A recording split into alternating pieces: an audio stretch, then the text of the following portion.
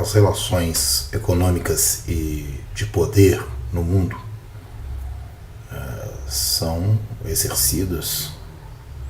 pelo imperialismo econômico. O imperialismo determina e estrutura essas relações de produção, de trabalho e comerciais, estabelecendo quem produz o que e como, e quem e como isso é distribuído entre as nações e os povos. Essa determinação equivale ao que nós, por muito tempo, definimos como hierarquização racial do trabalho. Esse mesmo formato está estabelecido para as relações de produção internacional, uma hierarquia de produção onde se estabelece que algumas nações do norte, Estados Unidos, Canadá, França, Inglaterra, Alemanha, Japão e outras, Holanda e outras, são as nações imperialistas que, nesse processo de hierarquização da produção e da distribuição de bens, retém para si a exportação, a negociação com capitais, com bens de produção, com alta tecnologia, projetos. Eles reservam para si esses segmentos da economia. Permitem que outras nações abaixo, que a gente poderia, inclusive, denominar como emergentes, ou que poderiam ser definidas como o que hoje se chama de BRICS. Essas nações, por sua vez, adquirem o direito de produzirem, ou melhor, de montarem os projetos das primeiras, sob concessão, obviamente, pagando royalties, pagando pelos projetos, e, em boa parte das vezes, importando os componentes para montar esses projetos e colocando esses produtos, normalmente de bens duráveis, para a sua própria população e, eventualmente, para alguns outros países que lhes são permitidos. Por outro lado, existem um terceiro, um quarto setor, o terceiro primeiro, que só pode negociar com commodities, com minérios, com produtos advindos da agricultura, do setor primário, e que tem e que a eles é permitido apenas negociar com esses produtos. Finalmente, a gente poderia se referir a um quarto grupo como método, para simplificar, que são aqueles países que são expropriados pelo imperialismo através da cooptação das suas lideranças, através da cooptação das classes dominantes, se as classes dominantes não aceitam a cooptação, através do submetimento na base da pressão econômica, de bloqueios, de sanções de toda ordem, e finalmente através da ocupação militar, que faz com que essas nações percam a sua autonomia e sejam obrigadas, quando não tomadas, nos seus recursos naturais, que vão servir de matéria-prima para a indústria das nações capitalistas e imperialistas. Ora, o que é de comum nesse processo, se a gente conseguir observar, é que as nações imperialistas normalmente são de origem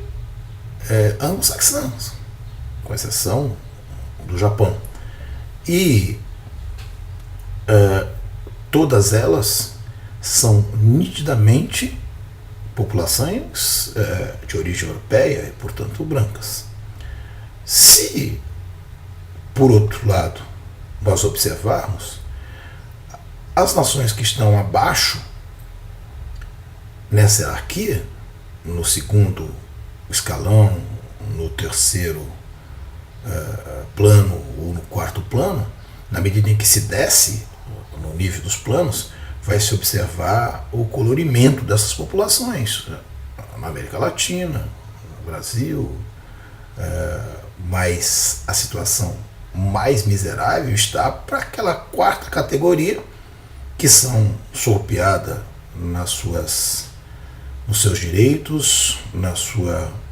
soberania, e que são exploradas e até expropriadas através da guerra dos seus bens naturais, como a maioria dos países africanos, muitos países na Ásia, e também os países latino-americanos e os povos latino-americanos. O fato é que a mesma prática de hierarquização e domínio da produção a nível internacional é reproduzido nesses países inferiores economicamente, de modo que também aí se reproduz a mesma lógica, do mesmo modo, com as classes dominantes exercendo aqueles segmentos da economia que são mais rendosos, e explorando ao extremo, em última instância, os trabalhadores, como o imperialismo faz com as nações, e por fim submetendo à extrema pobreza e a um processo de violência constante os setores mais empobrecidos e excluídos da população, que não é por nada, já que é a mesma lógica, são os negros, os indígenas, são os povos não brancos e não anglo-saxões. Essas relações dentro das nações se estabelece com os eurodescendentes no topo, sendo de alguma forma, se associando de maneira minoritária aos interesses imperialistas, aos interesses do capitalismo internacional. Os setores agrários intermediários, ou as oligarquias, exercendo o comando e o controle do produto econômico do campo, ou do que há de mais moderno em termos de permitido, em termos de produção econômica ou comércio, e aos setores primeiro mestiços, depois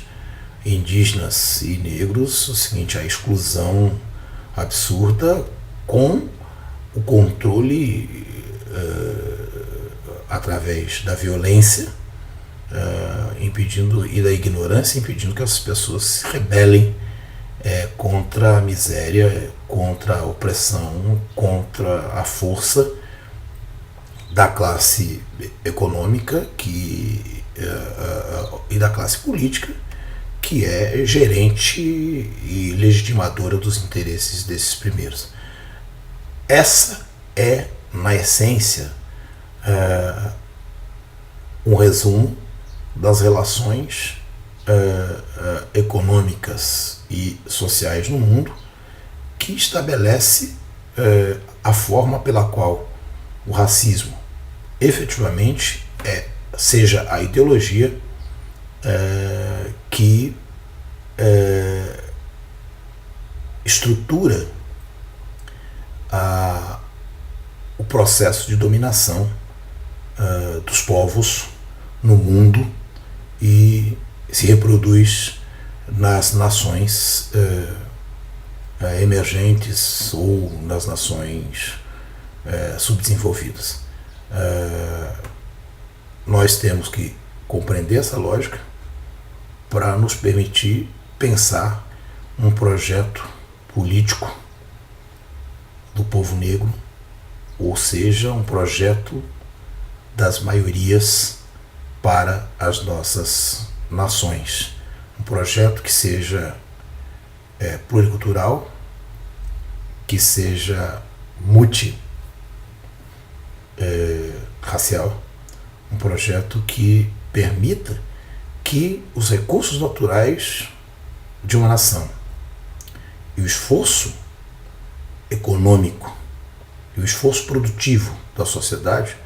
seja efetivamente socializado, sirva para engrandecer essa nação, mas sobretudo para garantir uma condição de vida, o bem-estar de todos os seus concidadãos, portanto de todos os brasileiros, no caso do Brasil. Essa é a análise que nós trazemos para esse momento em que se discute a questão ambiental e a questão da exploração econômica dos recursos naturais a nível mundial, e se dá a Rio+20 e a Cúpula dos Povos no Rio de Janeiro. Essa é uma parte da nossa contribuição. Obrigado. Reginaldo Bispo, do Movimento Negro Unificado.